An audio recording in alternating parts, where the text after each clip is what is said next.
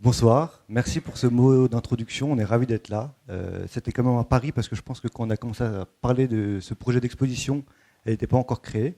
Du moins, on avait en train de travailler avec Félix Roudier qui est aussi là ce soir avec nous, qui a dessiné avec nous toutes ces frises et ce travail d'exposition. Donc Anatome d'architecture, effectivement, on est tous les quatre pour vous présenter notre travail, qui est un travail de recherche qui se focalise sur un travail de construction et notamment de rénovation. Tout d'abord, on va se présenter un peu plus finement sur qu'est-ce que c'est qu'Anatome d'architecture et comment on s'est retrouvé là ce soir devant vous à vous présenter cette deuxième exposition du Tour des matériaux d'une maison écologique qui fait évidemment suite au Tour de France des maisons écologiques qu'on vous présentera aussi. Donc ça part d'une rencontre, non pas à deux fondateurs, Raphaël et moi, mais à bien trois fondateurs avec Emmanuel qui est anthropologue, avoir envie de changer un peu nos façons de pratiquer le métier d'architecte, éprouvé pendant quelques années après nos diplômes respectifs, où on s'est rendu compte qu'il y avait quelques impasses. Et donc avec Emmanuel, on est parti sur un projet de recherche qui était plutôt comment réussir à documenter des maisons écologiques dans un territoire qui est celui de la France, et comment les sensibiliser le plus grand nombre à ces techniques constructives qui nous semblaient intéressantes de valoriser. Et en fait, au quotidien, on se rend compte que cette coopérative, ce noyau dur qu'Alice Mortamet a rejoint il y a 2 ans, gravite autour de 3 casquettes qui sont vraiment très importantes pour nous, pour se définir, qui est notamment la construction. On a conservé au quotidien une pratique d'architecte. On a une pratique liée sur la recherche, qui est plutôt une application de notre métier d'architecte, de quand on est architecte. Et c'est tout l'objet de cette exposition, c'est que finalement, on joue avec de la matière, des matériaux, des ressources, des hommes, des femmes, et que ça nécessite d'avoir un peu une visibilité, une connaissance, une compréhension d'un monde beaucoup plus large que celui juste du projet d'architecture, qui vient convoquer des choses qui sont en fait très importantes. On ne se rend pas compte peut-être au quotidien, mais que quand on dessine un plan, quand on fait un projet avec des clients, on génère des ressources qui sont pour nous essentielles, qui sont très politiques, qu'il faut comprendre et documenter. Et ce travail ce soir de tour de matériaux a cette vocation. Qu'est-ce qui se passe derrière les matériaux qu'on emploie et qu'on prescrit en fait pour des clients. Et la dernière chose, c'est ce qu'on fait ce soir avec vous, c'est de la transmission. C'est qu'on a beaucoup de plaisir à faire des expositions, à faire des conférences et aussi à faire des bouquins. On est très impatients. Dans 2 semaines, 3 semaines, il y a notre nouveau livre qui va sortir sur ce projet, où c'est l'occasion de rentrer en profondeur dans qu'est-ce que c'est que le Tour des matériaux des maisons écologiques et de présenter en fait tous ces acteurs qui sont malheureusement pas avec nous ce soir, mais qui sont très importants. Les architectes sont souvent sur le devant de la scène, il y a eu plein de papiers, il y a eu plein d'articles de presse, mais c'est un peu à regret. On aimerait beaucoup être avec les maçons, avec les charpentiers, avec la maîtrise d'ouvrage, avec tous les acteurs en fait qui ont participé avec nous, main dans la main sur ce projet. Et donc voilà, donc cette transmission pour nous elle est importante avec nos dessins, avec l'aide de Félix Roudier, de pouvoir communiquer un peu ce qu'on découvre dans un territoire. Et l'objectif, parce que ça se vote à la question, c'est qu'effectivement il y a une approche très localisée dans le Pays d'Auge, la Normandie, qui est un territoire qui est assez lointain de l'Hérault et de Montpellier, mais c'est plutôt des clés de compréhension d'une méthodologie de comment on peut approcher la notion du projet et comment ça peut nous donner des clés sur chaque territoire. Donc c'est une démarche qui se veut réplicable, et d'ailleurs Emmanuel et Alice, qui sont basés à Marseille, sont en train de faire une nouvelle projet d'anatomie d'une architecture en région PACA, et qu'en fait ça va se répliquer dans d'autres endroits. Voilà une petite mosaïque de une semaine chez Anatome d'architecture. C'est le lundi matin sur chantier, beaucoup de chantiers, on adore ça. C'est là où on prend un peu connaissance du monde réel et qu'on le transforme, on essaye à notre mesure. De la recherche, beaucoup d'entretiens, d'aller voir des experts, d'aller voir des chercheurs, d'aller voir des entreprises, d'aller voir des hommes, des femmes qui travaillent dans des territoires qui sont souvent assez marginalisés, qui sont assez reclus, et on essaie de comprendre leurs paroles et leur quotidien.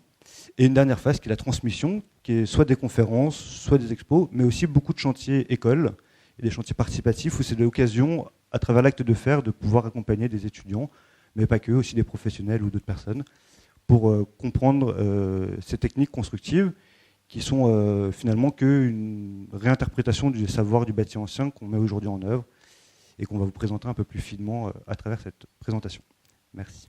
Oui, alors je pense que pour comprendre le travail qu'on vous propose ce soir, c'est peut-être important de faire un petit retour en arrière sur le premier projet de recherche qui nous a réunis et qui était le projet fondateur de Anatomie d'architecture, qu'on a fait en 2018 avec Emmanuel et Mathis.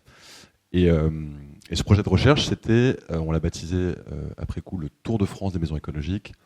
Et c'est un projet qui a consisté à partir aux 4 coins de la France pendant 2 mois et demi. On a parcouru 6000 km et on a découvert sur le chemin 32, je crois même, maisons écologiques, qu'on a appelées écologiques avec toutes leurs imperfections et toutes leurs différences, de tous les systèmes constructifs, tous les matériaux alternatifs à la construction conventionnelle qu'on pouvait imaginer.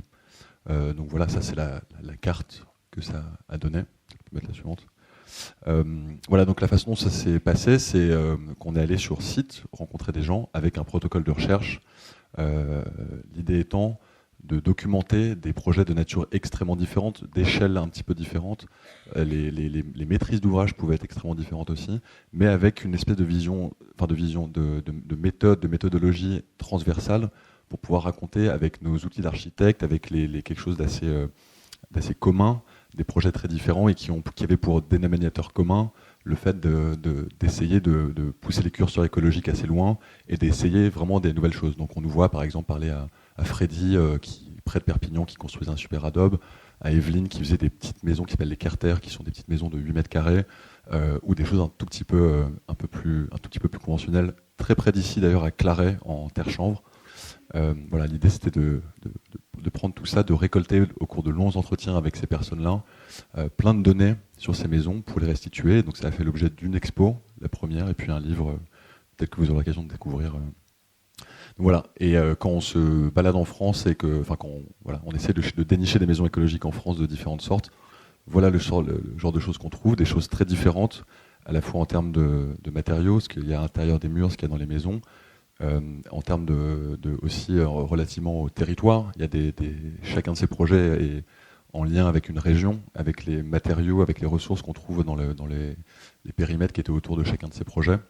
Voilà. Et l'idée, c'était en fait les constructions écologiques, particulièrement de cette échelle-là, malheureusement, c'est assez difficile, et c'est peut-être encore assez difficile aujourd'hui, de les voir un peu réunis au même endroit et décrits de la même façon. C'est souvent très hétérogène la façon dont on en parle. Voilà, donc à l'époque, on avait déjà cette idée de communiquer par le dessin, de façon assez pédagogique, en même temps avec des outils et des codes d'architectes. L'idée était de dire qu'on pouvait produire des documents, des dessins qui soient aussi parlants pour le grand public, qui n'est pas du tout sensibilisé à la construction, mais aussi aux architectes qui peut-être se reconnaissent dans ce type de dessin et rendre, au fond, peut-être un peu plus digeste pour des architectes citadins, etc., une yourte, des Carter, un super adobe, des choses comme ça. Et le protocole dont je vous parlais tout à l'heure, pour parler de ces maisons, il partait d'une démarche presque un peu scientifique, assez organisée, où ils étaient vraiment dans une logique de récolte de données et de savoir ce qui se cachait un petit peu derrière juste l'apparence des maisons. Donc on avait organisé cette recherche en plusieurs parties, d'abord sur les matériaux. Chacun des projets qu'on a visités, on a quantifié kilo par kilo, presque gramme par gramme pour certains des projets, qu'est-ce qu'il y avait comme type de matériaux à l'intérieur des murs, dans les fondations, sur la toiture, etc. On a quantifié aussi avec leur provenance, combien de kilomètres ils avaient chacun parcouru entre le lieu où ils avaient été produits, transformés, puis le chantier. Ensuite, le chantier, savoir comment comprendre les temporalités, le nombre de personnes qui ont travaillé, les coûts, le nombre de personnes bénévoles, le nombre de chantiers participatifs, ça varie beaucoup en fonction des projets. L'usage de chacune des maisons, c'est les performances visées, la consommation. Et puis ensuite, une partie un peu plus subjective sur l'habitabilité et le retour d'expérience des habitants. On ne va pas avoir le temps de faire une conférence sur le Tour de France des maisons écologiques ce soir, parce qu'on parle d'autre chose. On va juste vous parler d'une maison qui est assez représentative et qui raconte bien ce qu'on a appris dans ce Tour de France et à quel point en fait ça a été quelque chose d'assez fondateur pour la suite, pour le projet de construction qu'on a fait au Costil, cette nouvelle exposition et les valeurs, si on veut, qu'on défend avec notre coopérative. Et c'est un magnifique projet en Normandie, dans l'Orne également. Effectivement, ça on a sélectionné une maison sur les 32 qu'on a visitées et puis les 12 qui sont détaillées dans le livre. Une maison pour vous introduire un petit peu le travail qu'on a fait en Normandie, le travail d'expo et toute la présentation qui arrive après.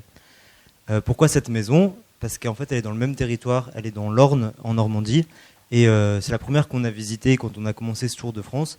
Et en fait l'idée c'est c'est une maison neuve, entièrement neuve, qui est assez jusqu'au boutiste dans l'idée de comprendre la provenance de tous les matériaux, des fondations cyclopéennes, au soubassement en pierre d'ailleurs, avec en fait c'est la technique qui s'appelle la bauge, qui est constituée, c'est de la terre mélangée avec de la paille et de l'eau, qui est en fait une technique, un système constructif traditionnel de cette région-là, et un peu plus de la Bretagne, et qui a été en fait réinterprété par des personnes qui qui étaient avant ingénieurs structure et ingénieurs thermiques, qui ont fait une formation en éco-construction de 9 mois, un CAP de 9 mois en éco-construction, et qui sont lancés dans la construction de leur propre maison en essayant de proposer quelque chose inspiré des techniques traditionnelles de la région dans laquelle ils s'installaient, mais avec des améliorations, notamment pour le confort, etc. Et en fait, c'est particulièrement intéressant pour nous, parce que cette maison, en fait, tous les matériaux viennent de 20 km aux alentours, que ce soit le bois de la scierie d'une forêt locale, que ce soit les pierres d'une ruine, du coup c'est que du réemploi, ou encore la terre du terrain et la paille de l'agriculteur voisin. Si je vous parle de la paille, c'est parce que leur manière d'améliorer le confort des maisons 4 faces en bauge, ça a été de proposer le fait d'utiliser la terre au bon endroit, la terre qui est porteuse, mais qui n'a pas une bonne isolation, et d'essayer de faire des piliers en fait juste avec cette terre-là, et de remplir entre les piliers, avec une ossature secondaire, juste des bottes de paille qui permettent d'avoir des murs certes épais, mais en tout cas avec une très bonne isolation, et surtout un enduit terre chaud extérieur et terre, tout simplement terre à l'intérieur. En gros, ils ont réussi à faire une maison ultra performante, mais très low-tech, et ce qui a complètement inspiré aussi ce qu'on a essayé de reproduire plus tard à la suite de la digestion de tout ce Tour de France en Normandie. Voilà, on pourra faire des liens tout à l'heure dans la présentation pour mettre un peu en image à quoi ressemble cette maison et comment on s'y est pris dans le Tour de France. L'idée, c'était d'arriver à faire des entretiens très longs avec les personnes qui ont construit elles-mêmes leur maison, parce qu'en fait, elles ont des données, elles ont des connaissances assez importantes qu'on n'a pas l'habitude d'avoir quand on veut vraiment s'intéresser à comment on s'approprie l'acte de construire en tant qu'entreprise ou en tant qu'habitant, le temps de chaque phase, ce que ça impliquait en termes d'argent, etc. Et donc on a pu le documenter, on le verra un petit peu après, mais aussi étape par étape en faisant un petit peu un retour grâce à eux, ce qu'ils avaient documenté pendant leur chantier, des différentes étapes. Donc on voit un peu les piliers en terre qu'on présentait et qui sont remplis, enfin la maison est remplie par des bottes de paille. En gros c'est ça le principe.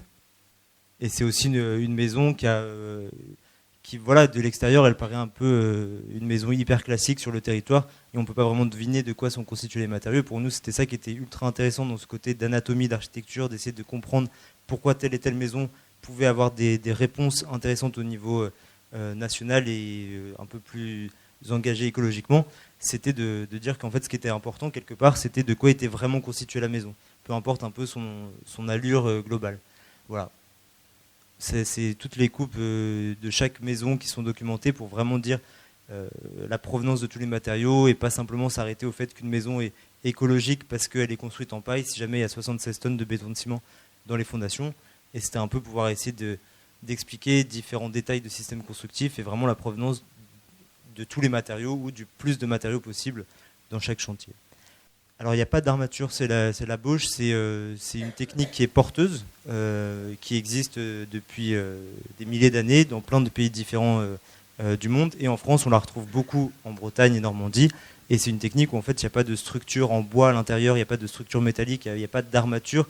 C'est la terre qui est porteuse avec ce mélange de terre argileuse et de paille, en gros. Et donc ça, c'est un peu le travail qu'on a essayé de résumer sur chaque maison, avec le temps de chantier, avec des professionnels, avec des amateurs, des bénévoles, et aussi la provenance et le poids de tous les grands matériaux utilisés dans les maisons, pour voir un peu de quoi on parle quand on parle de construction écologique.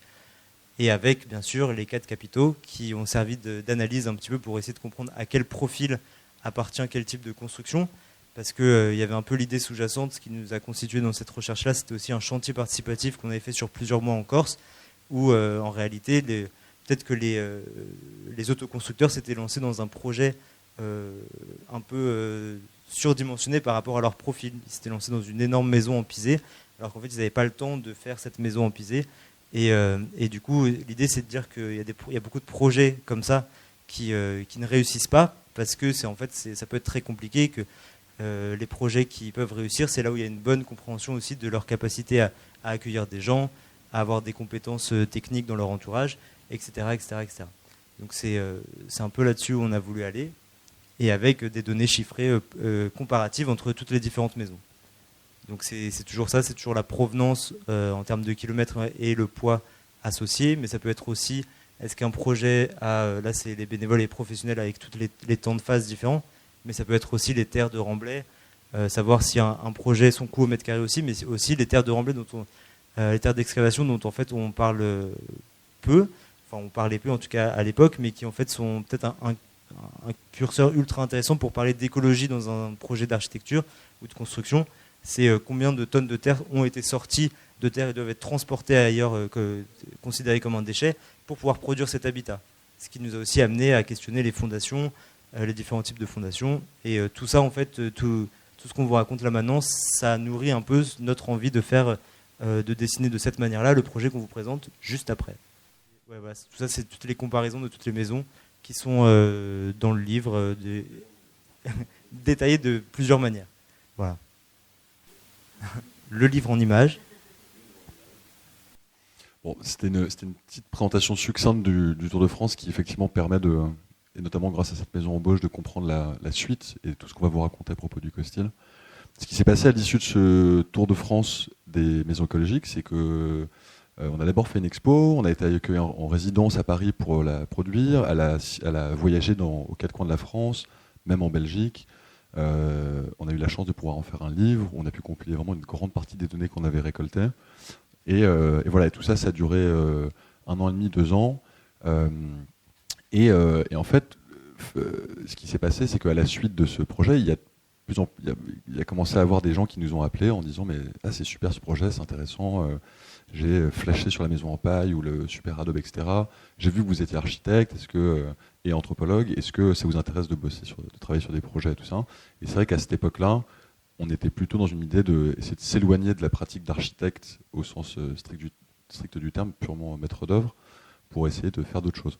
Et un beau jour, quelqu'un qui avait lu le bouquin et qui connaissait notre travail de recherche de l'époque, nous a sollicité pour un projet qui était un peu différent des autres, et notamment pour une raison, c'est qu'il compilait, enfin on y a vu tout de suite en fait le potentiel de pouvoir y mélanger les trois points que Mathis décrivait au début de la coopérative, qui sont celui de la construction, certes, c'est un projet d'architecture dont on va vous parler aujourd'hui, mais aussi de la recherche, parce que c'était un projet qui était très ambitieux, qui est devenu assez ambitieux sur le plan écologique et sur le plan la prospection dans un territoire, et la transmission. Vous verrez, on est dans un lieu qui, à terme, va être fait en fait pour transmettre des nouveaux savoirs au grand public. Donc ce lieu, c'est le Costil. Un jour, on a été appelé par Rodolphe et Yoshimi Landmen. C'est des boulangers parisiens qui ont acquis un domaine qui s'appelle le domaine du Costil dans l'Orne, et qui est un domaine qui fait 160 hectares et qui est un endroit assez incroyable, comme vous pouvez le voir. Et en fait, ce lieu, Rodolphe et Yoshimi, ils l'ont acheté pour, à terme, et vraiment sur un projet qui va s'étaler sur 5, 10, 20 ans, en faire un lieu démonstrateur pour plein de pratiques alternatives, prospectives, de la recherche autour de la question environnementale de l'écologie.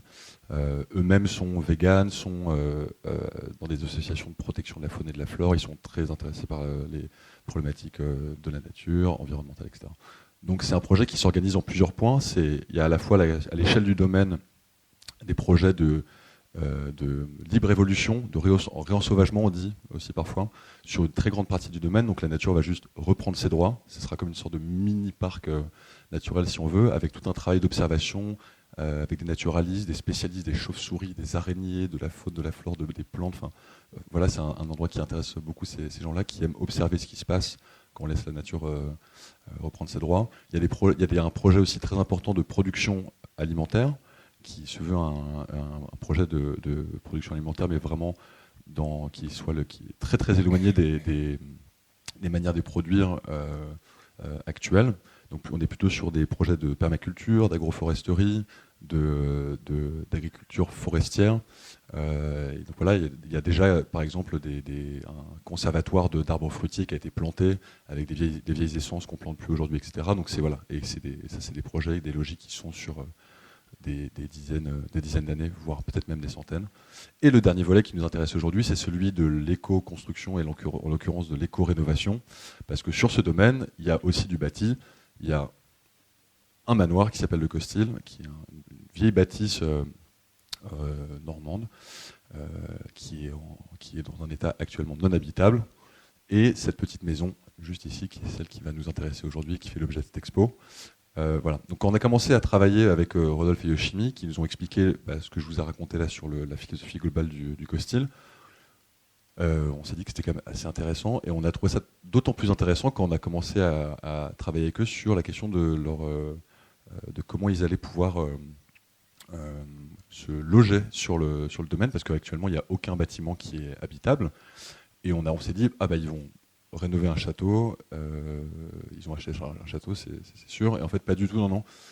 En fait, en discutant avec eux assez rapidement, ça les intéressait pas du tout d'habiter dans un gigantesque château, ils sont plutôt intéressés à cette petite maison ici, qui fait 65 mètres carrés d'emprise au sol, voilà, avec l'idée de la rénover. Et en fait, ce château, à terme, sera plutôt un lieu d'accueil pour accueillir des chercheurs, des gens qui vont travailler en résidence, etc., du grand public pour sensibiliser sur la question de la nature et de l'éco-construction.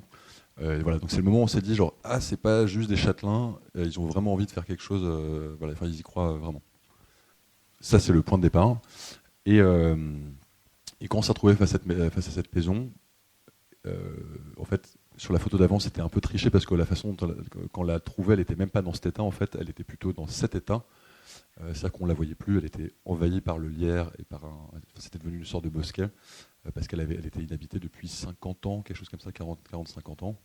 Et la première étape, c'était de savoir qu'est-ce qu'on pouvait en faire. Et donc voilà, on a d'abord fait un travail d'analyse, d'observation sur ce bâti. Et en réfléchissant, on a pensé en fait, à travailler sur un cahier des charges à leur propre qu'on leur a soumis, avec plein d'ambitions écologiques, sociales, environnementales, que Alice va vous raconter tout de suite. Du coup, le cahier des charges qu'on s'est mis au départ pour le projet, c'était dans un premier temps préserver le patrimoine existant. Pourquoi ? Tout d'abord par rapport à un des gros enseignements qu'on a eu du Tour de France des maisons écologiques. Finalement, on s'est vite rendu compte qu'on a beau visiter plein de maisons écologiques, à un moment, même la maison la plus jusqu'au boutiste, même la maison en Bauge, elle sera toujours beaucoup plus impactante qu'une rénovation. Parce que, en fait, dans le cas d'une construction plutôt qu'une rénovation, on va utiliser beaucoup plus de matière, on va aussi impacter les sols, on va souvent imperméabiliser des terrains, on va prendre sur des surfaces naturelles. Donc ça semblait très logique de rénover au maximum et du coup de préserver au maximum cette maison existante que Raphaël vous a montrée. Ça fait que du coup dans le projet on a vraiment conservé le maximum des murs qui pouvaient être préservés, sauf ceux qui vraiment étaient dans un trop mauvais état pour être conservés. Et quand on parle de patrimoine existant aussi, on peut parler de culture constructive locale, parce que en fait, cette maison en briques, une fois qu'on a enlevé le lierre, on se rend compte qu'en fait, elle a de superbes briques vernissées, des appareillages typiques de Normandie, l'appareillage flamand. Du coup, qu'en fait, elle a une énorme richesse et un énorme savoir-faire qui aujourd'hui existe pratiquement plus et surtout coûterait tellement cher à refaire exactement pareil. Donc en fait, on a voulu vraiment préserver le maximum de richesse de l'existant. Le deuxième point qui était très important pour nous, et du coup vous le verrez aussi avec toute cette exposition, c'est qu'on s'attachait beaucoup à la problématique des matériaux, notamment parce que aujourd'hui on se pose rarement la question de d'où viennent nos matériaux et de comment ils sont produits. En fait, on se pose la question beaucoup pour l'alimentation, mais par contre quand on achète une plaque de placo ou de la laine de verre, on ne se pose jamais la question de comment c'est produit, quel impact ça peut avoir, d'où ça vient. Du coup, c'était quelque chose qui était très important pour nous, de pouvoir mesurer le chemin des matériaux et de savoir d'où ils viennent, comment ils sont transformés, quelles sont les personnes qui les produisent, quelles sont les personnes qui les transforment. Et du coup, c'était des matériaux naturels pour rester dans le plus écologique possible, ne pas utiliser de plastique, de béton, etc. Et local pour éviter le transport qui a aussi un gros impact dans la construction. Tout ça, ça va avec réactualiser des savoir-faire anciens. C'est-à-dire que quand on parle de patrimoine bâti, on parle aussi de savoir-faire, des savoir-faire qui peuvent pas mal se perdre aussi aujourd'hui, parce que on va de plus en plus quand même dans une construction qui se standardise avec des matériaux industriels. Donc on a de moins en moins d'artisans, mais de plus en plus de poseurs de matériaux. Du coup, mettre en valeur ces savoir-faire et les personnes qui savent construire avec des techniques traditionnelles, c'était très important pour nous.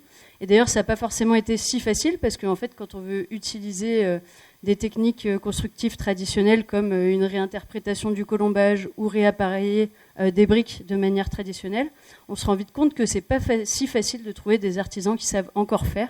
Du coup, l'idée c'était aussi de travailler au maximum avec les artisans du coin, mais en fait, c'était pas toujours facile pour certaines techniques. On a été obligé d'aller chercher un peu plus loin parce que en fait, ces savoir-faire se sont quand même beaucoup perdus. Le prochain point, c'était du coup de concevoir une maison confortable, forcément, pour l'habitant, et du coup, une maison bioclimatique low-tech. Alors ça peut faire un peu grand mot, mais en fait, c'est tout simplement faire une maison confortable avec, au maximum, en tirant parti, finalement, des atouts de l'existant déjà, donc en conservant son inertie, parce que le bâti ancien, souvent, est plutôt très bien pensé et a beaucoup d'atouts en termes de confort, qu'on précisera un peu plus par la suite. Et du coup d'utiliser aussi les atouts des matériaux naturels qui peuvent aider aussi à ce confort et limiter au maximum du coup l'utilisation de machines, de VMC, de climatisation, etc., de volets roulants, mais plutôt travailler avec des persiennes en bois, de travailler sur les orientations, d'adapter aussi l'isolation et l'inertie en fonction des orientations pour qu'on arrive le plus possible finalement à un confort naturel. Ce point-là, c'était aussi très important pour nous, d'une part parce que le domaine du co-style, comme Raph l'a dit, c'est un domaine qui vise à être ouvert au public et à transmettre des choses. Dans notre coopérative, c'est très important aussi l'aspect de la transmission. Et du coup, organiser des chantiers écoles, ça permettait justement déjà de re-questionner un peu l'acte de construire, puisque les chantiers aujourd'hui, on voit qu'il y a de moins en moins d'humains sur les chantiers et de plus en plus de machines et de matériaux industriels. Du coup, c'est utiliser aussi des techniques qui nécessitent finalement moins de machines mais beaucoup plus d'humains. Et aussi de revenir à ce qui est le chantier collectif, ce qui se faisait beaucoup finalement, même en France jusqu'à il n'y a pas si longtemps, et qui fait que le chantier devient plutôt un lieu déjà convivial, un lieu de transmission, d'échange de savoir, et qui peut aussi, dans les cas où l'habitant participe, remettre l'habitant au cœur de son chantier, de l'autonomiser aussi, parce que c'est plus des personnes qu'on paye et qui font pour nous, mais en fait on s'investit dans son chantier, on y participe, et souvent ça amène des semaines très riches et des projets très intéressants. Et partager et transmettre, ça va dans la même lignée que les chantiers écoles, mais ça c'était aussi faire prendre part notamment aux habitants du village à côté, parce que le domaine du co-style, c'est quand même un gros domaine qui a une histoire forte dans ce village, et du coup qui a impacté aussi, mine de rien, les habitants. Du coup, il y a eu pas mal de réunions, d'expositions, etc., pour les faire participer, pour connaître aussi l'histoire de ce lieu, et d'échanger autour de ce projet au maximum. Et du coup, Mathis va vous présenter la suite, enfin le déroulé du chantier.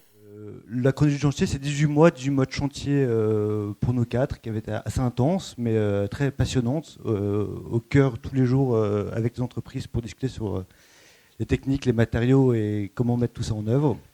Dans les grandes lignes, on part de la maison où il n'y avait plus que la brique qu'on a pu conserver avec des éléments de charpente. On désosse tout ce qui est possible dans un curage en avril 2021 pour faire des renforts et des maillages de la brique existante maçonnée. Avec un postulat, c'était de ne pas artificialiser des sols, donc de rester dans l'emprise du volume construit, donc de venir glisser une boîte qui accueillerait les espaces de nuit à l'intérieur de l'emprise du gabarit existant. D'y construire donc une charpente bois à l'intérieur sur des pieux qu'on va vous présenter un peu plus tard. Donc 2 chambres, un programme assez sommaire, espace de nuit, espace de jour, et 83 mètres carrés au total pour cette maison qui a été livrée en juillet 2022 à l'occasion d'une grande fête qu'on a pu voir sur les photos d'avant. Donc voilà un peu les grandes techniques. Aujourd'hui, le projet donne ça, et il est très médiatisé, il y a beaucoup d'intérêt dans la presse, on en est assez content parce qu'on peut, affirmer le fait qu'on peut construire avec de la bouse de vache, parce qu'il y a réellement de la bouse de vache dans ce projet, et avoir des publications de magazines comme Le Moniteur ou autres. Donc c'est un peu un combat, mais en fait c'est pas vraiment ce qui nous intéresse. C'est pour ça d'ailleurs que ce soir vous verrez aucune photo de la maison dans cette exposition, parce que finalement c'est juste le fruit d'une esthétique qu'on a imaginée dans un temps donné, mais c'est pas là le cœur de notre projet. On parle plutôt de matière, d'histoire humaine, et c'est ça qui va nous amener sur la présentation qui suit. Voilà l'intérieur. Mais voilà, à la façon des anatomies d'architecture qu'on faisait dans le Tour de France des murs écologiques, le cœur de notre histoire, c'est qu'est-ce qui se passe dans ces murs derrière ce blanc qui pourrait avoir 1000 sens différents. Et ce qui se passe derrière, en fait, c'est plutôt sur les histoires de chantier, les histoires de vie humaine. Et quand on sollicite une ou une autre technique, il en découle plein de choses. Et ce soir, c'est ce qu'on va essayer de vous restituer le plus fidèlement possible, malgré le fait qu'on ne soit que 4 présents et qu'on ne soit pas les 50 personnes qui ont travaillé sur ce chantier pendant ces 3 ans. Mais voilà, c'est un peu ces histoires-là qu'on va vous présenter. Et donc voilà, en partant de ça, avec les clients, des Parisiens qui arrivent en Normandie, ça peut sembler un peu étonnant, cette extrapolation dans un territoire inconnu. On s'est dit qu'on avait, nous, une importance, une responsabilité politique en fait, c'est beaucoup d'argent qui va être injecté dans un territoire. Comment cet argent va être redistribué et de s'assurer qu'ils viennent de façon bénéfique enrichir les acteurs locaux. Et on s'est dit qu'on avait une responsabilité par rapport à ça. Donc, quand on a dessiné et imagé et conçu ce projet, en parallèle, on a tout de suite commencé à faire ce projet de recherche, donc ce tour des matériaux d'une maison écologique, pour être certain que, malgré tous nos désirata d'habitants, d'architectes et de concepteurs, la matière qu'on allait consommer serait une matière locale qui aurait des bénéfices aux alentours. Donc, des fondations à la couverture, on a fait le choix et le pari et l'objectif de pouvoir construire avec que des matériaux qui viennent d'un périmètre de 100 km à la ronde, qui ne soient ni du béton, ni du plastique, ni des produits issus de la pétrochimie, éviter les pare-vapeurs, les pare-pluies, plein de choses, mais avec quelques impasses qu'on vous parlera. Cette commande de la maison de la rénovation qui nous était chère avec Rodolphe et Yoshimi s'est mise donc conjointement avec ce projet d'enquête territoriale, de prospection auprès des acteurs locaux, pour comprendre en fait d'où vient cette matière. Et la première chose qu'on a constatée, c'est que finalement, les réponses à ces questions-là, c'était des réponses dans le bâti ancien, dans le bâti existant, en prenant un peu attention d'observer le paysage, les environs. On avait déjà toutes les solutions qui étaient sous nos yeux, on réinvente rien, on réinterprète des techniques qui ont été faites à l'époque, que ce soit de la brique, que ce soit des robinets, que ce soit plein de matériaux différents en fait. Ils sont tous sous nos yeux, il faut juste savoir le regarder, l'apprécier, et trouver les personnes qui savent encore le travailler, ce qui n'était pas une mince affaire.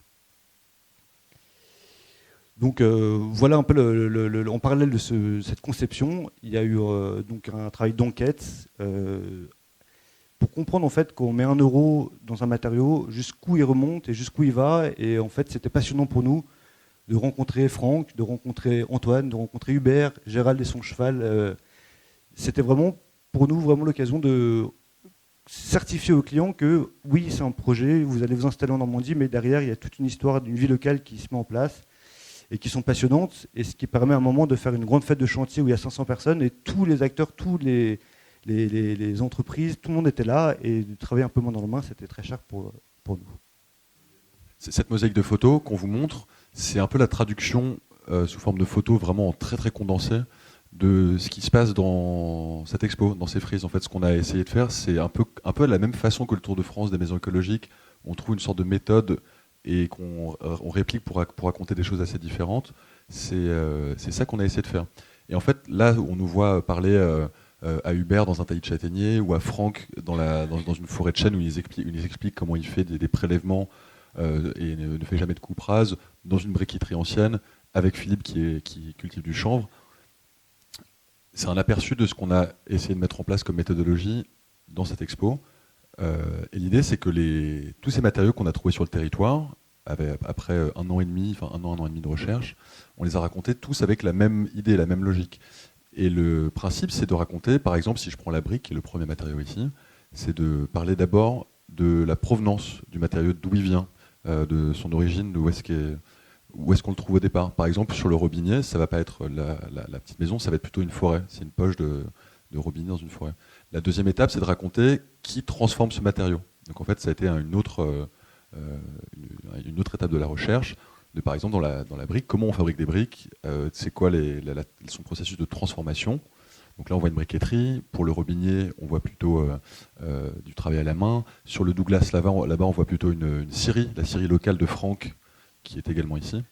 Voilà. La troisième étape, c'est plutôt celle du chantier. Une fois que ce matériau a été transformé et qu'on l'achemine sur le chantier du Costil, comment il est mis en œuvre, à quel endroit. Donc en fait, on a la réplication de la maison un peu chronologiquement qui évolue. On voit l'utilisation des matériaux à chaque endroit à la 3e étape.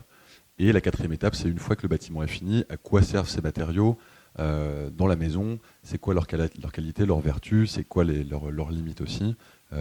Et la 5e étape, c'est une étape qu'on a appelée les versus, que vous verrez dans à chaque fois en dernière partie des matériaux. C'est une ouverture sur plutôt prospective sur c'est quoi comparativement ces matériaux par rapport au monde de la construction conventionnelle. On a par exemple ici sur la brique la comparaison entre un mur en brique tel qu'on l'a rénové et au Costil avec des matériaux naturels versus ce qui se passe dans le monde conventionnel aujourd'hui. On utilise plutôt si vous voyez sur le petit dessin en haut, des parpaings aujourd'hui dans les maisons en briques qu'on voit, par-dessus lesquels on met des briques qui font cette épaisseur, qui sont toutes petites, et c'est plutôt ça ce qu'on fait aujourd'hui, parce que font les maçons actuellement, qui sont plutôt devenus poseurs, comme le racontait Alice. Et voilà, donc c'est qu'un petit exemple des perspectives que peuvent ouvrir ces petits matériaux à une échelle bien plus large. En gros, à la suite de ça, ça appelle aussi le travail de Olivier Sabatier et de Jeanne, dont je ne connais plus le nom de famille, qui sont pas ici, mais qui ont en fait participé depuis le début à ce projet-là, en photographiant et en filmant tout ce travail de recherche et de mise en œuvre. Essayer de relier, pas parler uniquement de la mise en œuvre, mais essayer de relier vraiment le fait d'aller voir des producteurs de matériaux de différents types et d'essayer de comprendre leur vie, leurs problématiques et ce qu'ils faisaient, comment ils transformaient le paysage et de le faire en fait sous forme d'images. Donc c'est des photos, c'est aussi tout ça, mais c'est aussi vraiment des petits films. Il y a 8 petits films qui accompagnent tout ce travail parce que l'idée c'était de mettre des images derrière, de rendre visible vraiment les différentes personnes et les différents univers de chaque matériau, de chaque chemin de matériaux. C'est juste pour introduire rapidement ce qui arrive maintenant, quoi. Ça, c'est pas les 8 vidéos, c'est juste un bref condensé en 2 minutes de toutes les vidéos qui ont été réalisées.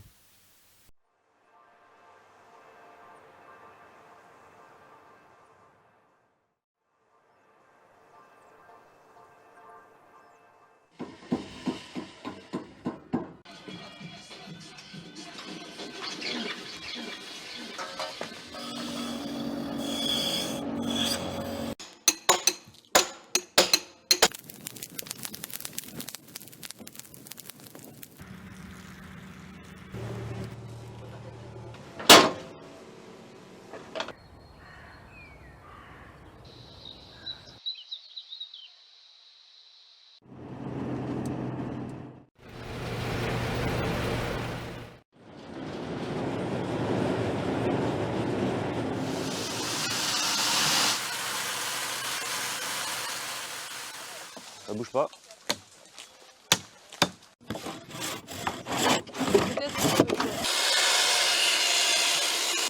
Mais vous en frottez beaucoup de foin pour... Donc voilà, et l'idée c'est de retrouver des... Non, je connaissais pas. L'avantage de la quenouille, c'est qu'elle est faisable, je dirais, avec très peu d'énergie, très peu de mécanique. Allez, mettez vos casques.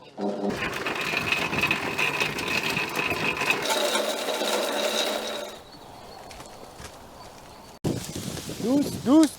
Mais un cheval, il a une plus-value écologique, il a une plus-value sociale. Et ces deux plus-values-là, elles sont jamais comprises. Jamais. Je le mets en traction, le contrepoids tire. Je fais comme ça, et je tourne.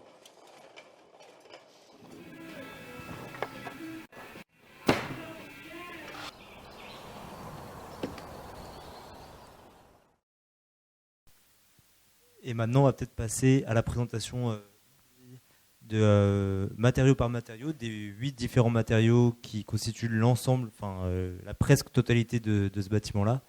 Et on commence avec la brique, l'existant. Oui, effectivement, le premier matériau des 8 qui sont dans cette exposition, c'est la brique, qui, comme on le disait, on a avant tout tenté de préserver ce bâti au maximum.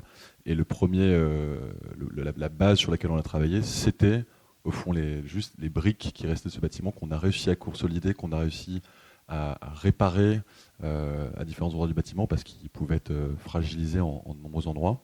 Donc c'est un matériau qui provient de 0 km pour le coup, et qui est plutôt un matériau qui, au fond, sur le plan écologique, est intéressant plutôt dans la famille des matériaux de réemploi. En fait, si on conserve le bâti ancien, c'est non seulement pour des questions patrimoniales, mais aussi bêtement écologiques. En fait, les briques, c'est un matériau on trouve beaucoup en France, un peu partout sur le territoire, de différentes formes. Et en fait, c'est un matériau qui n'est pas du tout écologique. C'est un matériau qui, à la fabrication, consomme énormément d'énergie. En fait, en faisant des recherches, en écrivant notre deuxième livre, on a découvert que la brique, en fait, c'est à surface égale un matériau qui consomme entre 3 et 4 fois plus que le parpaing de ciment pour construire 1 mètre carré de mur. Voilà. Donc l'idée, c'est de dire le premier matériau écologique de cette maison, c'est la brique, mais c'est avant tout la brique ancienne, et c'est la brique ancienne qu'on récupère et qu'on sauve sur du petit patrimoine un peu partout en France. On dit ça pourquoi ? Parce que c'est vrai qu'on est quand même dans un pays très particulier où on a énormément de petits patrimoines ruraux de différentes natures et de différentes formes dans presque toutes les régions. Et autant, c'est vrai que le grand patrimoine a beaucoup de visibilité aujourd'hui. Il y a la mission Berne, il y a des émissions de télé, on en parle énormément, etc. Il y a une grande fascination pour ça en France. Et le petit patrimoine paysan, on s'y intéresse un peu moins, alors qu'il y a beaucoup de valeur à aller récupérer là-dedans. Non seulement ces briques, elles contiennent beaucoup d'énergie à la fabrication, et puis en plus, elles ont simplement une grande valeur marchande. En fait, une brique ancienne comme ça, aujourd'hui, quand elle part à l'étranger, qu'elle est exportée par exemple, elle vaut quelque chose comme 4 €. Donc on avait fait le calcul, dans cette maison, il y a 35 000 briques. Voilà. Vous pouvez faire le calcul. Donc l'idée, ça a été vraiment au maximum conserver le bâti. Toutes les briques qu'on a dû démonter, parce qu'il y a des parties du bâtiment qui étaient trop fragilisées, on ne les a pas jetées, on les a conservées, on les a nettoyées, on les a stockées, on leur a trouvé des usages, soit pour faire des remaillages de frises, où on voit par exemple Landry travaille ici, qui est un maçon, un très grand maçon, qui est vraiment très très fort, ou à travers un chantier école qu'on a organisé en juin 2022 pour réaliser une terrasse avec en fait toute une partie de la façade sud qu'on a dû démonter. On a récupéré 3000 briques et en fait on les a utilisées pour faire une terrasse qu'on appelle en calade. En fait c'est un mode de fabrication de terrasse où on n'utilise pas de dalles, on n'utilise pas de géotextile, des choses comme ça. En fait on fait juste un lit de sable et on cale des briques comme ça sur la tranche et on peut faire des très jolis motifs. Il y a plusieurs régions en France, un peu partout dans le monde où on retrouve ça. Peut-être que ça vous dit quelque chose. Et voilà, et donc on a réalisé ça au cours en une semaine au cours d'un chantier participatif. Voilà, c'est juste pour ça, c'est une toute petite partie. C'est la troisième partie de la brique. On voit plutôt la mise en œuvre sur chantier et on essaie de décrire notamment les appareillages, la spécificité, comment ça fonctionne une brique, etc. Comment elles sont scellées ensemble. Et puis aussi, c'est ce que je vous racontais tout à l'heure, c'est une façon de raconter que cette partie de la façade, on l'a récupérée, on l'a stockée et elle a fini dans la terrasse que je vous montrais un petit peu avant. Le robinet. Alors c'est là que ça devient un peu costaud. Effectivement, le Tour de France écologique nous avait alerté sur un des gros problèmes de la construction écologique ou alternative aujourd'hui. C'est souvent les fondations, où dès qu'on creuse un peu, on se rend compte de l'horreur qu'on peut faire pour les générations futures dans le sol. Et aussi la couverture d'ailleurs. Mais les fondations, pour nous, c'était vraiment un problème de fond, en fait, comment on peut habiter dans un territoire en commençant par polluer les sols à tout jamais. Et une des seules maisons qui tirait son épingle du jeu pendant le Tour de France écologique, c'était la Yourte, parce qu'il a eu l'intelligence de poser sa maison de 120 mètres carrés quand même, sur 14 pieux de robinet. Et on s'est rendu compte que c'était extrêmement pertinent de venir imaginer un territoire comme une surface capable qui pouvait accueillir de la vie, mais que l'héritage qu'ils laissaient à leurs enfants, c'est pas donc du béton dans le sol à tout jamais, mais c'est plutôt un terrain vierge qu'ils pourraient réemployer comme ils le souhaitaient. Et donc ça nous a plu, aussi dans la question d'imperméabilisation des sols, d'éviter de décaisser trop de terre, de jouer avec ces matériaux qui sont très vite énergivores. On s'est inspiré donc des piquets de clôture. Dans le Pays d'Auge, il y a beaucoup de clôtures en robinet. Et on allait voir les paysans en se rendant compte qu'on peut utiliser du bois dans la terre, ce qui peut sembler de base paradoxal quand on parle avec le charpentier. On était plutôt là à une logique de maçonnerie dans le bâti ancien, où finalement on s'est rendu compte que Depuis toujours, on fonde des bâtiments sur des pieux de bois, Notre-Dame de Paris, Chambord, Chenonceau, toute la ville de Nantes, Amsterdam. En fait, ça se fait partout, sauf en France, on a des lobbies de bétonneux qui favorisent exclusivement la construction de fondations béton de ciment. Et quand on a fait le choix avec le client, c'était quand même un choix très convaincu et un peu fou, parce qu'on sortait du cadre assurantiel. Et ça a mis tout le monde un peu en péril sur ce chantier. On s'est demandé si on faisait ça pour de vrai ou pas. Et en fait, quand on a fait ce pas de côté avec toute l'équipe, on s'est rendu compte qu'on allait vraiment travailler ensemble, main dans la main. Et on avait eu l'occasion de faire plusieurs chantiers au préalable de ce chantier du COSIL de rénovation. Et on n'avait jamais vu de logique de solidarité aussi forte et aussi intéressante entre toutes les entreprises, tous les acteurs avec les clients. Et pour nous, c'était vraiment génial de travailler main dans la main. Et sur juste cette question du robinet, on a travaillé tout d'abord avec l'ingénieur du sol, l'ingénieur après structurel du bois. Avec le charpentier, on s'est rendu compte que c'est une logique de maçonnerie, donc on a été voir le maçon. On a été voir le pépiniériste en fait, parce qu'il avait des outils agricoles pour commencer à forer et avec la tarière battre les pieux. Donc en fait, à travers ces 12 pieux de bois, il y a une trentaine de personnes qui sont invoquées, sur lesquelles on réfléchit, sur lesquelles on se pose des questions, sur lesquelles on se trompe. Par exemple, ne cramez pas vos pieux de robinet chez vous, c'est une mauvaise idée, ça ne sert à rien. Mais comme c'est un ouvrage qui nous mettait un peu en porte-à-faux, on a voulu vraiment se rassurer et aller plus loin dans le côté ceinture bretelle et s'assurer que ça tienne bien. Donc voilà, donc tout ça est un peu empirique. C'est un travail qui naît avant tout d'une thèse de Jérôme Christin, qui a fait de la recherche sur les fondations en pieux de bois, qui nous a inspiré lourdement pour réfléchir à cette boîte qui viendrait se poser dans la maison, mais sur laquelle on ne pouvait surtout pas se reposer sur les murs extérieurs en briques qui faisaient 25 cm et qui étaient beaucoup trop friables pour imaginer faire quoi que ce soit. Donc on les a plutôt gardés comme un parement décoratif, comme une inscription dans le patrimoine avec la brique qui était très belle mais qui n'était pas structurelle. Et on a posé ces pieux dans l'empreinte du gabarit existant pour venir porter la boîte en bois. En gros, brûler les pieux, c'est un peu l'idée de cette technique japonaise où on va faire du bois brûlé pour en fait donner plus de résistance au bois en extérieur, qui va résister plus à l'humidité et surtout aux insectes avec ce carbone comme ça là, qui va en fait repousser les différentes choses qui vont pouvoir atteindre la résistance du bois. En réalité, la technique des pieux de bois qui sont dans le sol, ce qu'il faut, c'est que ça reste dans un milieu constant immergé et que ce ne soit pas un milieu qui change, eau sec, eau sec, eau sec. Là, ça va pourrir parce qu'il y aura de l'air. Par contre, quand c'est un milieu qui est constant, en fait, il pourrit jamais et c'est comme ça que les pieux de bois à Venise sont pas dangereux tant que le niveau de la mer ne monte pas et ne descend pas. Donc c'est exactement la même logique où en fait finalement le mettre dans le sol, le bois il va pas bouger, il va pas changer d'état grâce au fait qu'on lui ait mis un peu, qu'on l'ait brûlé un peu et qu'il y a un peu de carbone autour qui va rejeter les insectes. C'est ceinture bretelle plus par rapport à comment ça marche le fait de juste mettre un pieu de bois non brûlé dans le sol qui va en fait pas être rongé, il va rester stable enfoncé dans la terre. Et donc l'idée c'est que ce soit pas un trou dans lequel on met juste le pieu et on va remplir un peu des cailloux pour le faire tenir, c'est vraiment battu dans le sol et du coup s'il n'y a que de la terre qui est en contact avec ce bois quoi. Là c'est du robinier parce que c'est un bois classe 4 qui pousse en France de manière naturelle et du coup depuis le XVIIe siècle et du coup il était là, il est local, il est facile et il est ultra rassurant.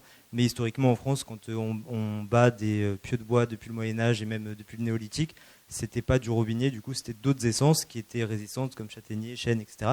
Mais qui, voilà, c'est bien que ce soit résistant, mais c'est pas des problématiques de résistance à l'humidité. Là, c'est toutes les catégories de classes de bois pour l'extérieur, c'est du coup pas la même logique pour les bois à l'intérieur. Ce qui est bien, c'est que ce soit résistant pour porter ce qui va se passer au-dessus. Ça c'est pour les pieux de bois. Après on peut revenir en détail plus si vous voulez, mais l'idée c'est de vous présenter au moins un petit peu tous les matériaux avant de pouvoir profiter de l'expo ensemble, etc. Du coup j'enchaîne avec le Douglas qui est un des matériaux qui a été un peu très intéressant pour nous parce qu'en gros ça nous a permis de se dire ok on veut construire de manière écologique, on veut faire une structure assez rapide. Évidemment on va faire avec ce matériau naturel le plus évident, le bois, pour pouvoir faire une structure assez rapide. C'est la partie où c'est la boîte qui rentre dans l'enceinte de briques qui était plus porteuse. Et donc c'est tout l'espace habitable, en fait, c'est une structure bois qui sera remplie ensuite, on verra, par d'autres matériaux. Mais l'idée, en fait, à travers ce matériau-là, c'était de dire on va utiliser du bois local, proposé par un scieur local, qui a toute une histoire assez intéressante. Et ça va nous permettre en fait, d'avoir un bâtiment où il n'y aura pas de contreventement grâce à des panneaux industriels.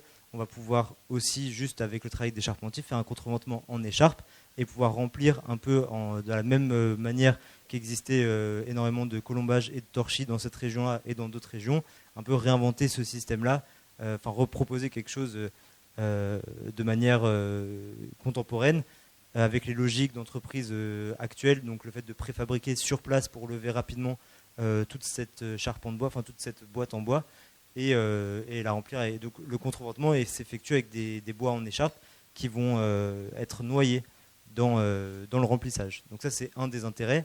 Et en fait, en poussant un peu la question, à la base, nous, on ne connaissait pas grand-chose au milieu du bois, et c'est en commençant à faire des interviews avec le scieur, dont le père est bûcheron, qui a créé une scierie il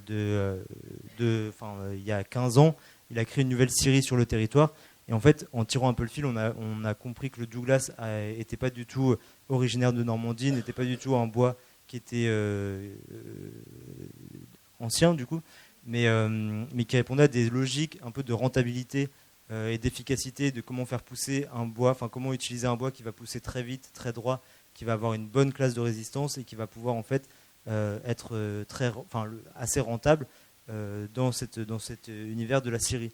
Et là où c'était intéressant, c'était que ce scieur, il était ultra engagé, il connaissait parfaitement la forêt, il voulait un peu le bien des écosystèmes qui l'entourent, mais il était aussi pris dans quelque chose d'une volonté, dans un monde global qui l'entoure, et qui le faisait avoir des compromis sur sa manière de travailler, notamment sur le fait qu'il vend toujours un container sur 3, on va dire un container en termes de matière, sur 3 qui va rester dans le pays d'Auge de manière locale. Et sinon, il y en a 1 sur 3 qui part en Chine et un autre sur 3 qui part aux États-Unis. Donc à chaque fois, ce n'est pas des bois d'œuvre, à chaque fois, c'est différentes sortes, peu importe.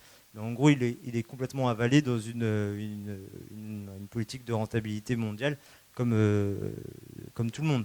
Et en fait, même en utilisant du bois local, en fait, ça tire le fil de à quel bois on utilise, pourquoi, comment ça marche le milieu du bois en général. Est-ce que c'est du coup de l'intensification de la production de bois avec des monocultures de résineux qui vont acidifier les sols et qui vont nécessiter des machines qui vont peut-être tasser les sols et qui vont avoir un peu les mêmes problématiques que le milieu de l'agriculture, avec cette idée d'avoir des champs d'arbres alignés, où en fait on n'est plus en train de parler de forêt, on est plutôt en train de parler d'un champ d'arbres où il va falloir rentabiliser des machines qui coûtent très cher, donc couper tous les bois d'un coup et en fait avoir un peu une logique où la biodiversité n'a plus lieu d'être dans ces forêts qui en fait auraient pu produire aussi des bois d'œuvre, mais en ayant différentes variétés. Tout ça en fait c'est le fil qu'on a pu tirer grâce à des études, notamment avec Gaspard Dalin, un journaliste qui a fait toute une étude ultra approfondie sur la question du Douglas en France, notamment du pin Douglas en France, et qui alerte sur plein de mécanismes différents qui sont aujourd'hui, où en gros le Douglas, de par ses qualités, en fait, est vite repris pour des choses qui sont peut-être à l'encontre du bien environnemental. Et dans ce cas précis, c'était intéressant de pouvoir utiliser ce bois non traité de manière locale, mais c'était surtout l'occasion de pouvoir en apprendre plus sur les différentes politiques de gestion forestière en France et leurs impacts. Le chanvre, c'est une rencontre avec Philippe et surtout Antoine. Antoine, ça a été notre premier contact dans le territoire du Pays d'Auge. C'est un gars absolument super qui avait plein de compétences à son archer, notamment sur l'accompagnement sur la connaissance du bâti ancien, percheron, sur la culture du chanvre. Il travaille main dans la main avec Philippe, qui est donc agriculteur et qui dédie 25 hectares de sa plantation à la culture du chanvre dans le bâtiment. Antoine le défibre avec sa défibreuse complètement artisanale qui sort complètement des règles de la construction chanvre parce que c'est un outil de chanvrerie en circuit court. Et ensuite, Antoine vient avec ses équipes sur le chantier pour accompagner les maçons et travailler main dans la main sur la bonne mise en œuvre du matériau. Donc, à partir du moment où on décide de travailler avec Antoine et du chanvre, on a un intermédiaire qui est Antoine et qui nous garantit que le circuit court est bien respecté. C'est une des logiques aujourd'hui. On voit beaucoup la construction en chanvre se développer en France, avec beaucoup à l'échelle nationale. Eux militent pour une appréhension à l'échelle vraiment territoriale et locale, quitte à sortir des règles professionnelles, quitte à travailler sans chaux, sans liant, sans stabilisateur. Donc la terre est vraiment terre crue avec du chanvre, et ce qui nous permet d'avoir une logique de circuit court qui nous est très importante et qui est très agréable pour les habitants et pour tous les gens qui ont travaillé sur ce projet à la mettre en œuvre. Il y a deux types de chanvre. Il y a la laine de chanvre qu'on voit sous les rampants, qui est donc la partie de la plante qu'on défibre, qu'on extrait et qui nous permet d'avoir juste de la fibre sous type de laine, qu'on va d'ailleurs sortir de la machine.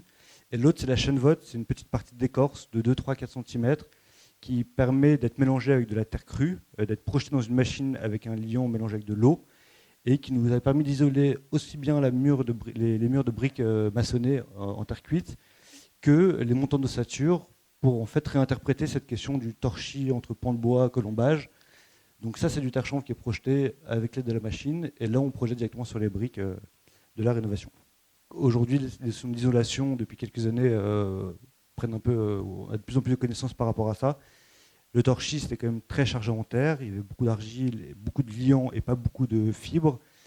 La projeteuse nous permet de réduire considérablement le liant pour avoir plus de fibres et donc d'être plus isolant, et donc d'avoir un bâtiment avec une paroi de, là pour le coup, 22 cm, qui répond complètement à cette logique d'isolation, mais pas que, grâce aussi à l'inertie.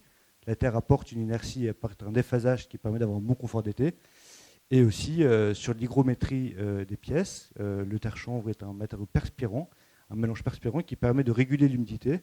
Et on se rend compte que quand un bâtiment est bien régulé, on peut faire des économies d'énergie et de chauffage ou de ventilation qui sont astronomiques, en fait. Peut-être beaucoup plus que sur simplement l'isolation et l'inertie. Donc voilà pour le chanvre, qui vient de 45 km, ce qui est une performance. La terre, c'était vraiment, pour le coup, une évidence, pour plein de raisons, en fait. La terre, d'une part, on la retrouve sur tout le territoire national en France, et beaucoup aussi dans le Pays d'Auge, avec les constructions traditionnelles en torchis, qui se placent dans le colombage, en bauge, dans des enduits terre. Du coup, c'était assez logique parce qu'en fait, on retrouve de la terre de partout autour du lieu du chantier. C'était assez logique aussi parce que c'est un matériau qui est un peu imbattable en termes de cycle de vie et d'impact environnemental, puisque c'est vraiment déjà un matériau qu'on utilise depuis des millénaires. Enfin, l'être humain a toujours construit en terre depuis qu'il construit, parce qu'en fait, jusqu'aux années 50, l'être humain construisait avec ce qu'il avait sous les pieds, et la terre est quand même une des premières choses qu'on retrouve sous nos pieds, donc ça paraît assez logique. Et ce qui est incroyable dans ce matériau, c'est que c'est un des seuls matériaux qu'on peut utiliser sans aucune transformation, ou très peu de transformation, et qui après est réutilisable à l'infini, c'est-à-dire qu'un mur en terre, 500 ans après, on peut le déconstruire et reconstruire avec. Donc c'est quand même un matériau qui est extrêmement écologique. Ici, on voit des quenouilles. C'est ce qui nous a servi à isoler le plancher intermédiaire au Costil. Mais ce qui est intéressant aussi avec ce matériau, c'est qu'on peut le retrouver pratiquement partout dans un bâtiment. Il peut à la fois être porteur, en finition, en isolation. En fait, il peut servir à peu près tout. Et dans le Costil, c'est un peu la même chose. On l'a utilisé d'une part dans les murs, avec le terre-chanvre que Mathis vous a présenté, dans les quenouilles, du coup, en isolation de plancher, et dans les enduits intérieurs. Les quenouilles, c'est un peu moins connu, donc je vais vous les présenter rapidement. Alors c'est très représentatif aussi justement de notre démarche d'utiliser au maximum des matériaux locaux. Là, c'est vraiment des matériaux qui venaient carrément du terrain, donc avec 0 mètre de transport. La terre, c'était la terre d'une mare creusée chez un voisin à côté du Costil, donc un terrain voisin, donc avec 50 mètres de kilomètres parcourus, mètres. Du coup, on utilise la terre qui est excavée d'une mare, qu'on mélange avec de l'eau pour faire une barbotine de terre, qu'on mélange ensuite avec du foin, et on va venir entourer cette terre avec le foin autour de torches. Du coup, c'est des petites branches de châtaignier qu'on va venir caler entre les solives pour créer une isolation acoustique dans le bâtiment. Ça a aussi plein d'autres avantages en termes de confort. On en a pas mal parlé dans la présentation, mais ça va amener de l'inertie, mais aussi réguler l'humidité dans le bâtiment, absorber les odeurs, absorber les impuretés. Donc c'est vraiment un super matériau pour le confort. C'est aussi pour ça qu'on le met beaucoup en enduit. Et d'ailleurs, c'est vrai que quand on parle justement de son impact environnemental, on peut aussi parler de sa disponibilité, parce qu'en fait, on nous pose souvent la question de est-ce qu'on pourrait construire toutes les constructions en béton d'aujourd'hui, les remplacer par de la terre. Et en fait, la réponse est oui, et très très oui, parce que finalement, c'est le plus gros déchet par habitant par an. C'est-à-dire qu'aujourd'hui, vu que la terre crue est considérée comme un déchet, ça représente 6 tonnes par habitant par an, ce qui est énorme. Parce qu'en fait, aujourd'hui, notre système de construction fait qu'on excave constamment de la terre. On va creuser pour faire des fondations, on va creuser pour faire des routes, on va creuser pour faire des tunnels. Donc en fait, on passe notre temps à creuser. Et après, on se retrouve avec des montagnes de terre qu'on ne sait plus où mettre. Donc les artisans, aujourd'hui, les terrassiers payent très cher pour emmener de la terre en déchetterie ou en carrière quand les déchetteries sont surchargées. Donc en fait, finalement, la terre, elle pourrait servir dans pratiquement toutes les constructions. Et elle est très très disponible, quoi. C'est même un problème national. Enfin, il y a des appels à projets nationaux pour utiliser la terre. Donc c'est pour dire que en fait, c'est un peu un non-sens de le considérer comme un déchet. Ça devrait être considéré comme une ressource pour toutes les qualités que je viens de présenter finalement dans le bâtiment. Et du coup, on peut voir une dernière chose autour des quenouilles. C'est que la terre, c'est aussi un matériau qui utilise très peu de machines et qui est assez simple d'utilisation. Du coup, qui est très adapté au chantier participatif. Et du coup, pour les quenouilles, on a fait participer 15 participants pendant une semaine qui ont produit 650 quenouilles pour 35 mètres carrés de plancher. Et c'est aussi très intéressant puisque malgré tous ces avantages, la terre crue, le désavantage qu'elle peut avoir aujourd'hui, c'est que elle est très longue à mettre en œuvre et qu'aujourd'hui, on est dans un système de construction où il faut toujours aller le plus vite possible et où on préfère mettre beaucoup d'argent dans les matériaux, même s'ils augmentent en prix, mais très peu d'argent dans l'humain. Du coup, dès qu'on a besoin de beaucoup de main-d'œuvre, la technique en tant que professionnel va vite coûter très très cher. Donc aujourd'hui, on est un peu obligé d'adapter la terre à ce système finalement. Du coup, aussi en faisant participer au maximum des personnes. Mais du coup, ça amène tous les points positifs des chantiers participatifs dont on parlait tout à l'heure, c'est-à-dire l'échange de savoir-faire, de connaissances, des moments conviviaux. Donc c'est plutôt aussi un gros atout que ça peut avoir. Et enfin, le liège. Du coup, alors le liège, c'est une ressource qu'on a utilisée pour isoler les sous-bassements du bâtiment, parce qu'en fait, il y a très très peu d'isolants naturels qui sont imputrescibles. Et en fait, dans le bâti ancien, il y a souvent des problèmes d'humidité et de remontée capillaire dans les sous-bassements. Du coup, on ne pouvait pas mettre du terre-chanvre de partout dans les murs sur la première partie, la partie basse. On a été obligé de trouver une solution alternative avec un isolant qui soit à la fois naturel et à la fois qui ne craigne pas l'humidité. Et le seul isolant qui répond à ça, c'est le liège, parce que c'est le seul isolant naturel qui est imputrescible, donc qu'on peut mettre en milieu humide. C'était d'ailleurs vachement utilisé pour faire des gilets de sauvetage, pour tous les outils de pêche, parce que en fait, c'est la seule matière qui a cette capacité-là, donc c'est assez incroyable. Sauf qu'en France, en fait, on cultivait beaucoup le liège. Enfin, on le cultive pas vraiment, c'est des chênes lièges sur lesquels on va enlever l'écorce pour créer le liège. Et en fait, c'était très répandu, notamment dans le sud de la France, dans le Var et en Corse. Donc, on avait une grosse production nationale de liège. Mais en fait, un peu comme tout, depuis les années 50, on produit de moins en moins de liège en France, voire pratiquement plus. Il reste un producteur de liège dans le Var, parce que en fait, maintenant, on est concurrencé par le Portugal. Du coup, tout le liège vient du Portugal, etc. Donc, on s'est dit, mince, on devrait on doit isoler les sous-bassements. Le liège, c'est la solution, mais on n'a pas très envie d'utiliser du liège du Portugal. Du coup, on a fait appel à Ecopertica, la même entreprise qui fait le terre-chanvre, qui est très active du coup localement, qui travaille avec des associations locales, des bars, des restaurants, pour réutiliser des bouchons de liège et les broyer en fait pour faire de l'isolation. Donc on est là sur un matériau de réemploi et pas du coup sur du liège issu d'un chêne liège, enfin qui était à la base issu d'un chêne liège, mais qui a eu une première vie en tant que bouchon de bouteille, de cidre ou de vin, et qui a aujourd'hui une nouvelle vie en tant qu'isolant dans les sous-bassements, avec de la chaux, parce que la terre, ça craint aussi les remontées capillaires. Voilà. Un autre matériau qui est raconté un petit peu là-bas aussi, c'est le pavé de bois, le bois ou bois debout. Ça c'est pareil, c'est plutôt un matériau de réemploi, même si on ne dirait pas comme ça. Et c'est en fait un matériau qui a été mis en œuvre dans le salon, où on a fait une partie centrale dans le salon, de à peu près 15 mètres carrés, avec un sol en bois, qui n'est pas du parquet.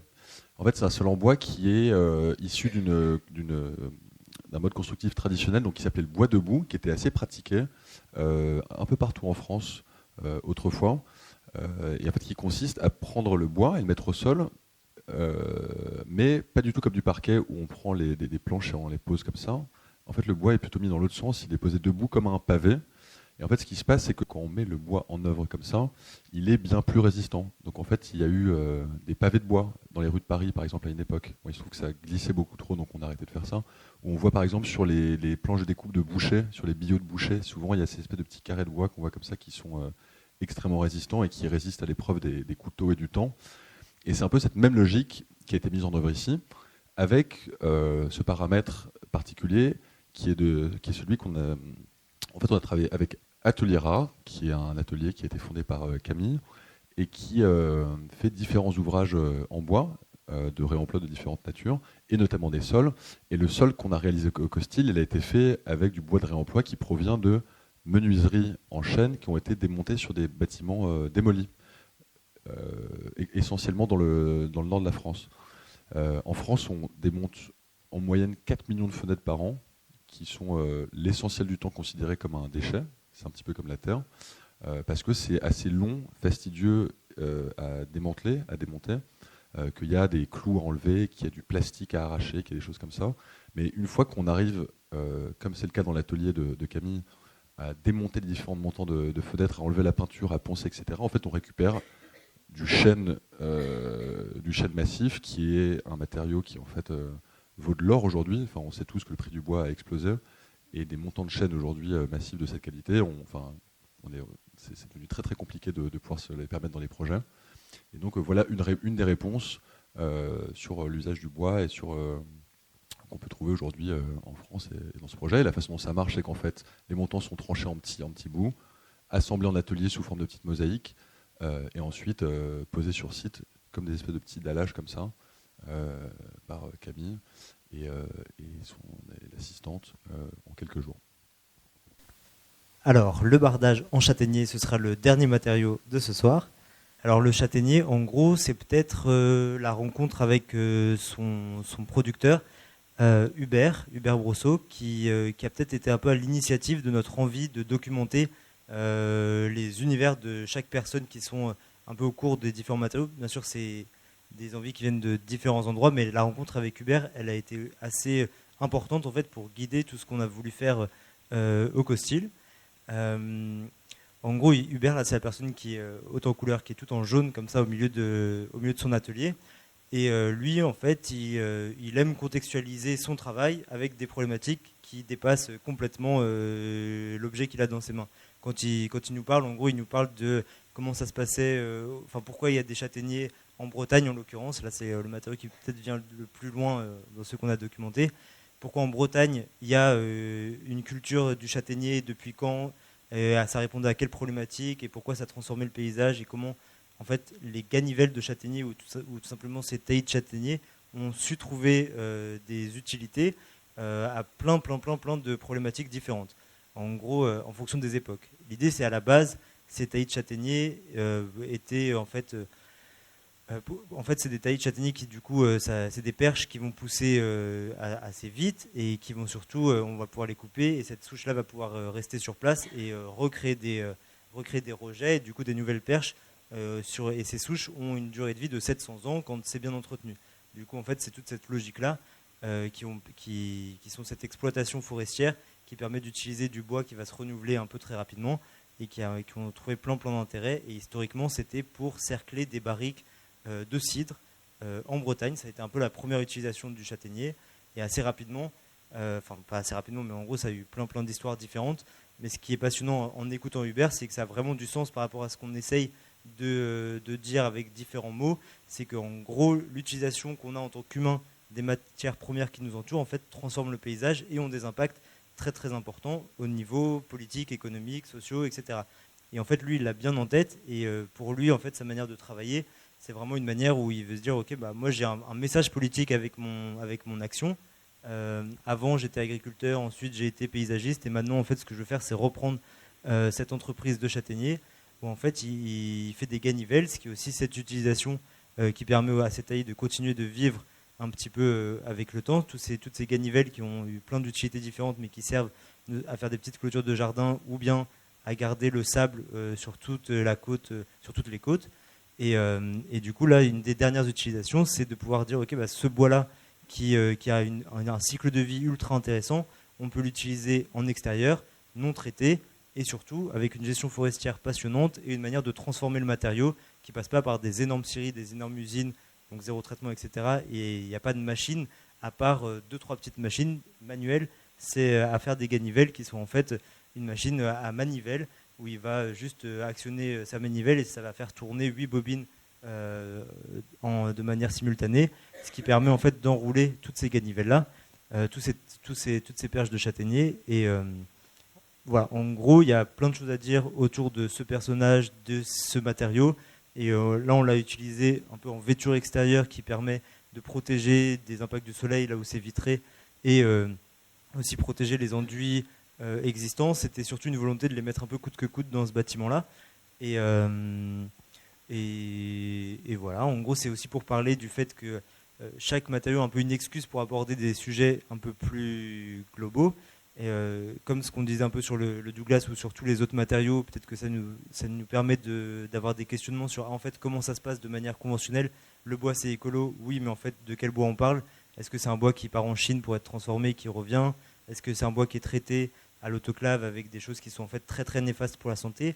Et en fait, ce bardage extérieur avec du châtaignier, c'est un peu un prétexte pour aller interviewer en fait une infirmière qui est spécialisée dans la pollution des matériaux et quels impacts ça a sur les habitants, sur les artisans, sur les sols, etc.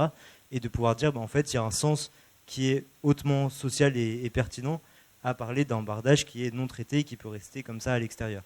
Donc voilà, c'est plein de différentes choses qui nous intéressent. Et aussi, pour revenir sur la gestion des sols, en gros, leur manière de débarder, de sortir toutes ces perches dans ces tailles de châtaignier sont ultra poncées pour ne pas abîmer les souches, contrairement à toutes les abatteuses ou tous les tracteurs qui vont aller débarder en faisant des ornières et en fait ne plus permettre à ces souches, c'est un peu ce qui se passe sur le domaine juste à côté, les souches de châtaignier qui sont ultra anciennes sont en fait abîmées par des grosses machines qui sont très lourdes et donc les rejets ne repoussent plus parce que ces souches sont abîmées et qu'il n'y a plus du tout cette logique de comment on prend soin des matières premières dans le détail pour pouvoir avoir une vision dans le futur. Juste un petit générique à la fin, des sortes de crédits pour essayer de nommer toutes les personnes qui ont contribué à ce projet parce qu'il y en a eu vraiment beaucoup, entre toutes les personnes qui nous ont conseillé, les artisans, les bénévoles, enfin c'est infini. Donc merci à eux et merci d'avoir aussi été présents le jour de la livraison du chantier qui a été une grande fête parce que on a vraiment senti que c'était un travail collectif et qu'un chantier ça peut être une fête aussi. C'est aussi l'occasion de parler du bouquin, du nouveau livre, un peu le tome 2 si on veut, de Anatomie d'architecture qui sort le 12 octobre prochain dans toutes vos librairies pour la modique somme de 27,90 € et qui raconte plus en détail ce projet, son histoire. Il y a des dessins, il y a des chiffres, il y a des textes, il y a plein d'interviews qui n'existaient pas pendant l'expo qu'on a conduit tout au fil de cette année, de gens absolument passionnants des différents profils qui racontent les matériaux, leurs problématiques, etc. à une échelle un peu plus globale, politique, économique, etc. Enfin, nous, en tout cas, on a pris beaucoup de plaisir à les interviewer. On espère qu'on les raconte au mieux. Voilà. Et cette dernière image pour juste raconter en juste une petite image tout le chemin qu'on a parcouru pour arriver jusqu'à ici ce soir et vous parler de ce bouquin dont on est très fiers. Merci à vous.